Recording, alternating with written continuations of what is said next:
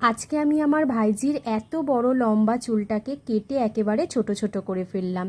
তো দিনটা ছিল রবিবার, আর রবিবারের সকালটা আমার শুরু হলো গরম গরম রুটি, আলুর তরকারি আর তার সাথে ডিম সিদ্ধ দিয়ে। আজকে লাঞ্চে ঠিক করলাম যে একটু ফ্রাইড রাইস খাবো, আর আজকের ফ্রাইড রাইসের সাথে বানিয়েছিলাম চিকেন।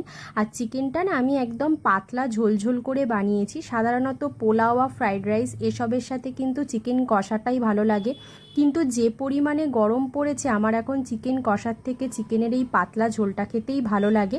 তোমাদের চিকেন কষা নাকি চিকেনের পাতলা ঝোল খেতে ভালো লাগে সেটা কিন্তু আমাকে কমেন্ট করে জানিও। তো খাওয়া দাওয়া করার পরে আমি লম্বা একটা ভাত ঘুম দিয়েছিলাম। তারপরে বিকেলের দিকে আমার ভাইজি এসেছিল, তো ওর চুলটা তোমরা শুধু দেখো। ও আমাকে বলেছিল চুলটা কেটে একদম ছোট করে দিতে। আমি ওকে বললাম যে এত সুন্দর লম্বা চুল পাওয়ার জন্য মেয়েরা পাগল হয়ে যায়, সেই জন্য দেখো আমি কইটুকু চুল কেটে দিয়েছি। পরে আর পুরো ভিডিও ক্লিপটা নেওয়া হয়নি, আমি ভুলে গিয়েছিলাম।